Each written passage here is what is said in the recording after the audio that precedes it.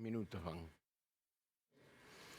Señores, estamos recibiendo, como les habíamos anunciado, la presencia del doctor Eduardo Henderson, gerente general de la Administración de los Servicios de Salud del Estado, eso que conocemos todos como ACE. ¿Cómo le va?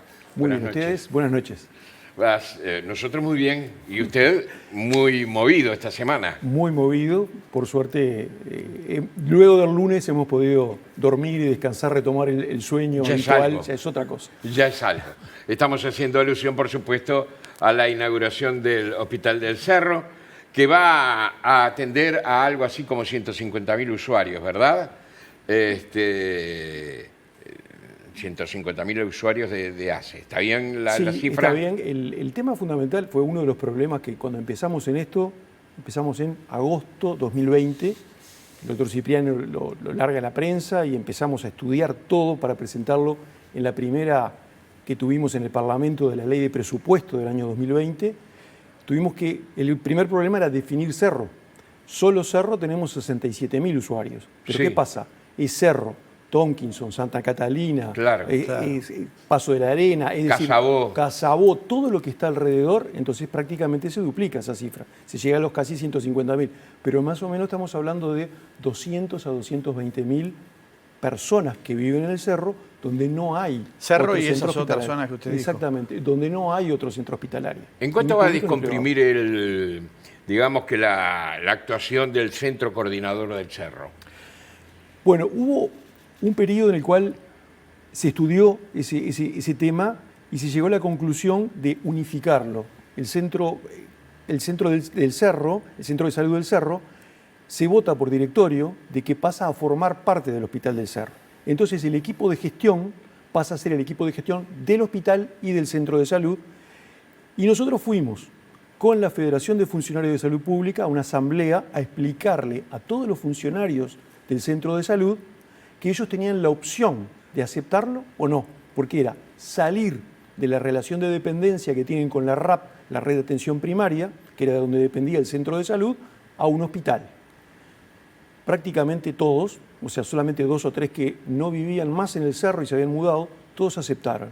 Les hicimos firmar un consentimiento informado y pasaron todos a depender la nueva unidad ejecutora, la 077, que es el Hospital del Cerro. Desde ese momento está todo integrado. Está integrado el hospital con la emergencia, con el centro de salud y todo su policlínico. Doctor, ¿cuándo va a empezar porque el otro día fue la inauguración formal, a funcionar efectivamente? ¿Cuánto tiempo llevará que todos sus servicios prestándose? El tema es este. La verdad, nosotros no teníamos experiencia en un hospital de cero. Y el hospital de cero supone que tiene que haber periodo de capacitación del personal para lo que uno quiere hacer. Es una población que es especial, hay que contemplarla. Entonces, tuvimos la oportunidad de tener tiempo de trabajar en competencias. Las competencias longitudinales son aquellas que la persona sabe lo que tiene que hacer, el enfermero, las partes de enfermería, el cirujano operar, el anestesista anestesiar a los pacientes, pero luego están las competencias transversales. Las competencias transversales es la empatía, la humanización, el trato, todo ese tipo de cosas. Nosotros abordamos las competencias de esos 2 puntos de vista. Entonces los empezamos a formar. Luego de eso había que hacer las pruebas de seguridad de un hospital. Tenemos que tener una potencia que son 450 kilowatts que se pidieron y se logró la autorización y la conexión por parte de UTE. Luego todo lo que es la habilitación de los ascensores, que es de la Intendencia Municipal de Montevideo, que se logró hoy. Y luego de todo eso, probar cada uno de los equipos. Se invirtieron $1.050.000 en equipamiento, es todo nuevo, y probar los equipos, ver que las personas, tener todas las referencias, la simulación, un equipo se rompe, ¿qué hacemos?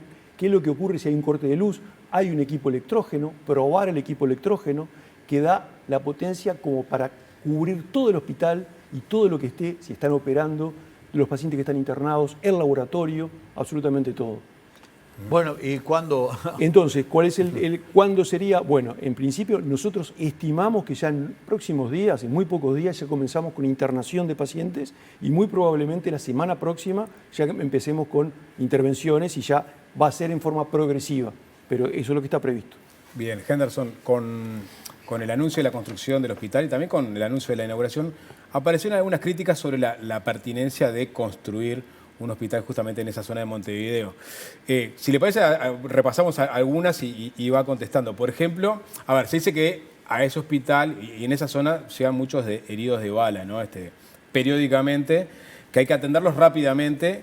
Y en estos casos, un herido de bala o un accidente de tránsito, politraumatizado, necesita de usted cirujano, más de un cirujano de tórax, neurocirujano, vascular, cosas que el hospital del Cerro no tendría, por lo cual habría que trasladarlos al Maciel, que está a 10 minutos de distancia en ambulancia, pongámosle. ¿Esto es así? ¿Y qué responde a este apunte cuando se decía que iba a solucionar este tema, pero en realidad uno entendería que en realidad el Maciel va a seguir siendo el depositario de estos casos? Yo creo que, yo no soy del Cerro, soy del interior, de Salto, pero si yo viviera en el Cerro, independientemente de lo que pienso políticamente, yo estaría muy contento. Yo fui docente de cirugía durante 30 años y poníamos un ejemplo.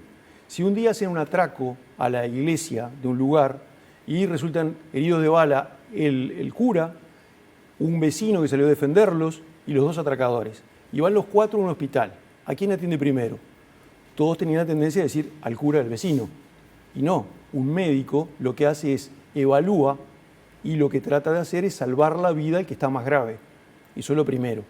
Entonces, en función de eso, lo primero que uno tiene que hacer, desde el punto de vista médico, es tratar de recuperar al paciente, dejarlo en condiciones. ¿Y por qué se pensó en esto? Para eso es que no solo Hospital del Cerro, sino el concepto de polo de salud.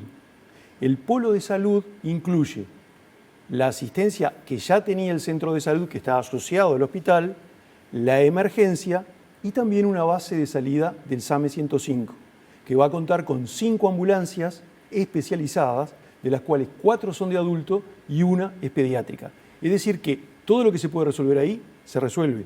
Lo que no, se intenta de salvar la vida. Y lo que no se puede resolver, existe la condición de trasladarlo de la mejor manera posible. Ahora, no tiene CTI el hospital.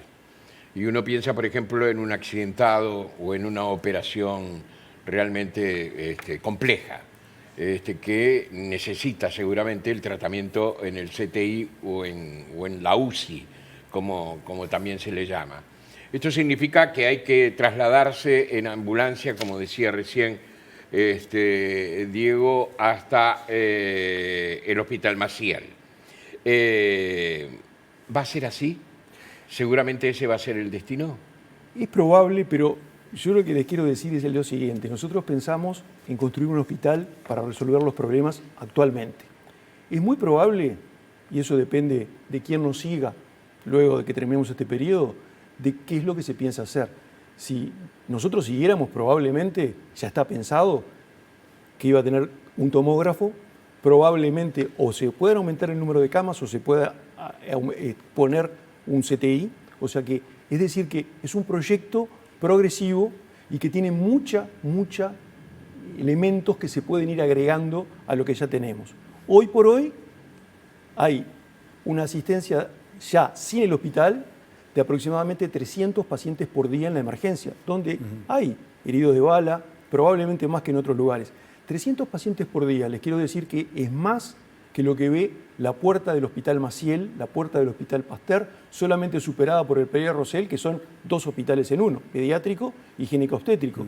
Entonces, quiere decir que hoy por hoy era necesario tener eso.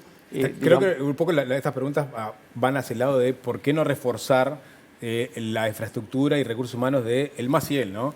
Que tiene, creo que son 8 bloques quirúrgicos. Exacto. Había 2 que estaban con problemas de goteras. Creo que había 3 que estaban con problemas también por falta de recursos humanos. Del otro lado decimos, ¿por qué no reforzaron más el Maciel, ¿no? Se gastaron más recursos ahí y se reforzó en todo caso el centro coordinado. Diego, una pequeña aclaración. Lo de las 2 salas que tienen problemas, que se llueven y todo lo demás, es desde hace 10 años. Es decir, que ese problema ya pasaron más de una administración que trató de solucionarlo y no ha sido posible. Hasta ahora ese es uno de los problemas que tiene Maciel. Ahora, lo que nosotros, a tal punto, que lo que se decía de la coordinación con el Hospital Maciel, es que es un centro de referencia el Maciel del Hospital del Cerro.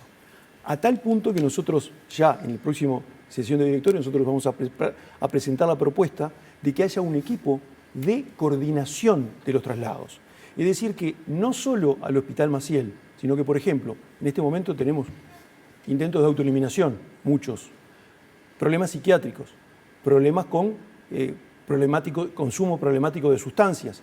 Todo eso va a ser derivado donde corresponda, al Vilar de Bo, al Pasteur, al centro que se va a inaugurar próximo, que es el Portal Amarillo, al Maciel y por supuesto que en el momento actual todo lo que requiera neurocirujano, cirujano de tórax, cirujano vascular, una tomografía, al Maciel.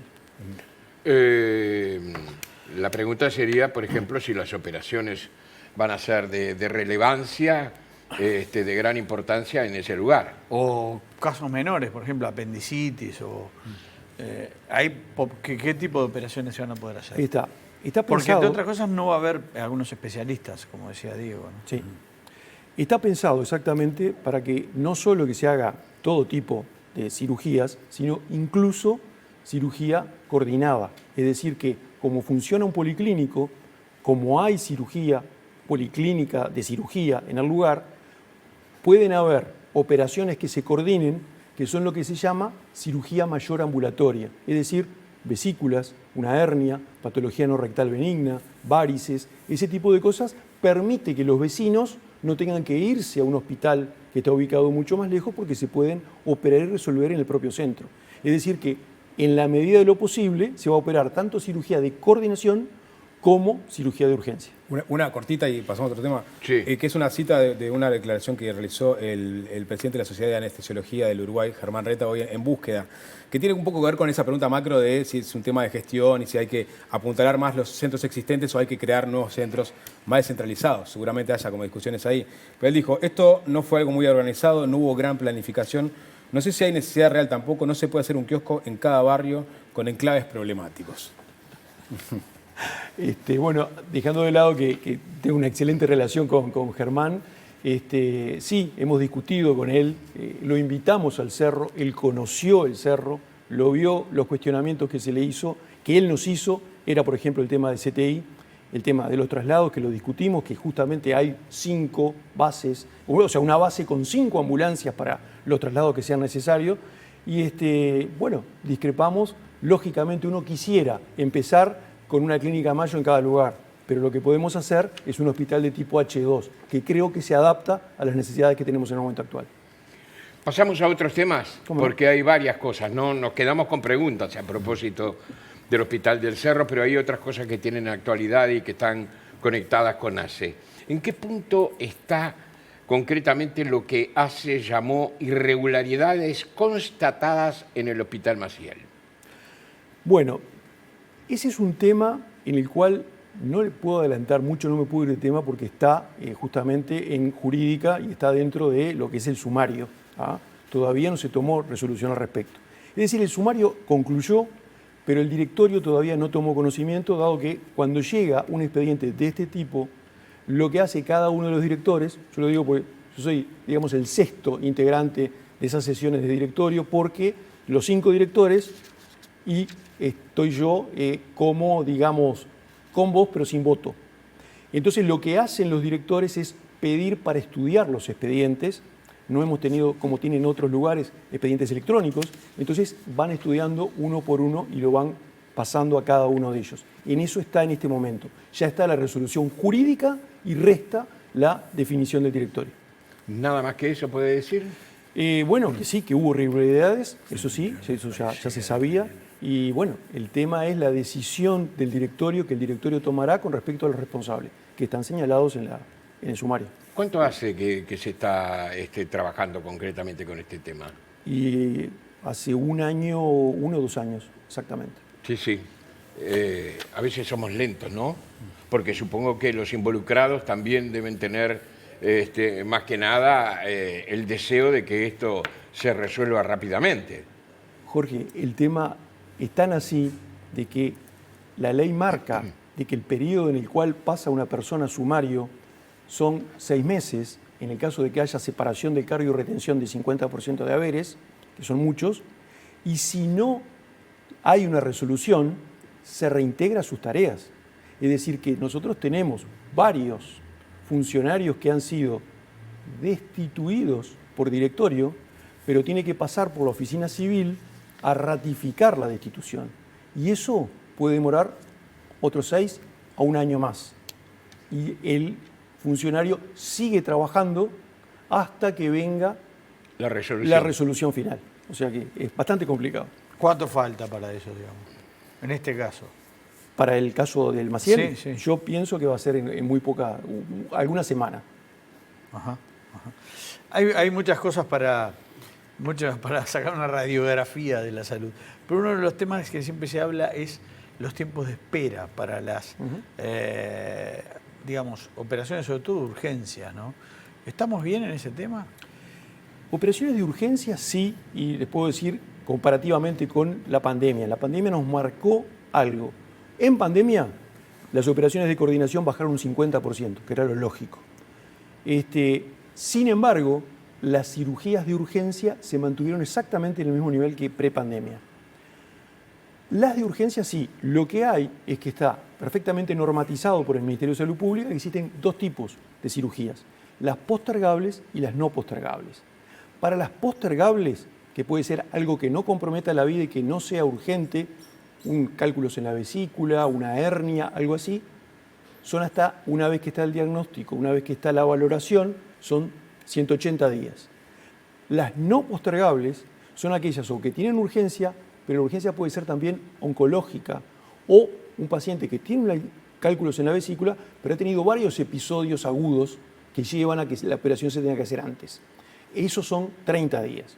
Tenemos muy variable de acuerdo al hospital y de acuerdo a los criterios. Muchas veces son el problema de criterios, de que un residente o un cirujano joven trata de priorizar un paciente, entonces lo pone en una lista de no postergable cuando en realidad podría ser postergable.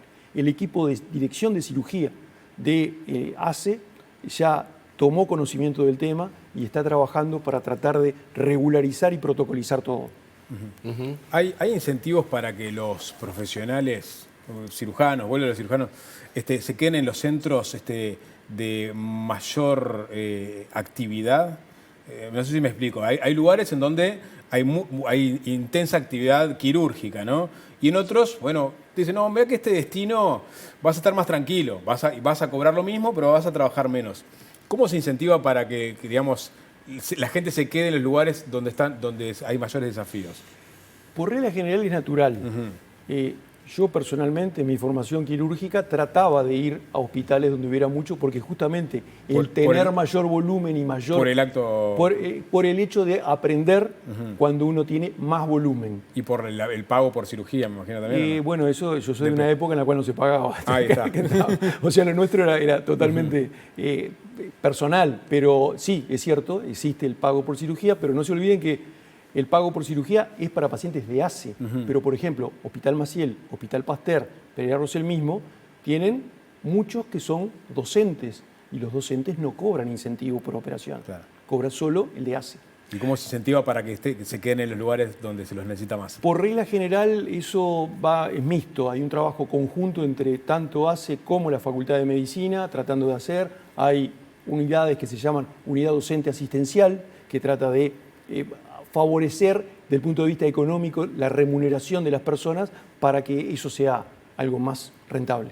Ayer escuché a un diputado del Frente Amplio señalar, frente a las cámaras además, que hay cierta carencia de medicamentos. ¿Es así? ¿Y qué se hace cuando hay carencia de medicamentos? ¿Cómo se trata al paciente?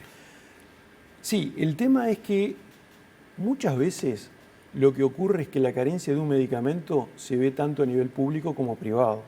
La falta del medicamento, cuando hay una importación directa, acuérdense todo lo que tuvimos con el problema del incendio de aquel laboratorio de producción de medicamentos que motivó fuertemente en la producción de medicamentos en Uruguay. Nosotros estuvimos a punto de solicitar al Ministerio de Salud Pública la importación de determinados medicamentos de Argentina, por ejemplo, que sí había producción. Cuando eso ocurre, existe lo que se llaman medicamentos que son de otra marca, aunque son el mismo formato farmacológico. Los similares. Los similares. Lo que pasa es que muchas veces los médicos están más afines a un medicamento que al otro. Ese es el problema. Pero lo que se trata de hacer es eso. Con todo, ACE le puedo decir que tiene un stock muy importante de medicamentos, no se ha dicho, pero nosotros, luego de la pandemia, hemos colaborado con muchas instituciones de asistencia médica colectiva, proporcionándoles medicamentos que nosotros teníamos en stock y no había en el sistema para que ellos pudieran adquirirlos. Así que no son muchos los medicamentos No son que... muchos los medicamentos, no son muchos. Y está en el campo de tenérselos pronto o trabajar siempre con los similares. Está eso y además otra cosa. Está Porque hay como un prejuicio con los similares, ¿verdad? Exacto. Hay un prejuicio. No sé si es un prejuicio bien fundado o no, pero hay médicos que piensan que concretamente es preferible el otro medicamento. Pero además de eso, fíjense lo que es el tema de la gestión, que lleva a que ahora, en este momento, todos los gestores, los directores de hospitales, están comprando porque saben que viene la licencia Sí. de los laboratorios en enero y se van a quedar que no tienen a quién comprarle. Entonces tienen que hacer acopio, comprar la suficiente cantidad de medicamentos necesarios para eso. Doctor Eduardo Henderson, gracias por acompañarnos esta noche. Gracias a ustedes. Hasta muy pronto. Que pasen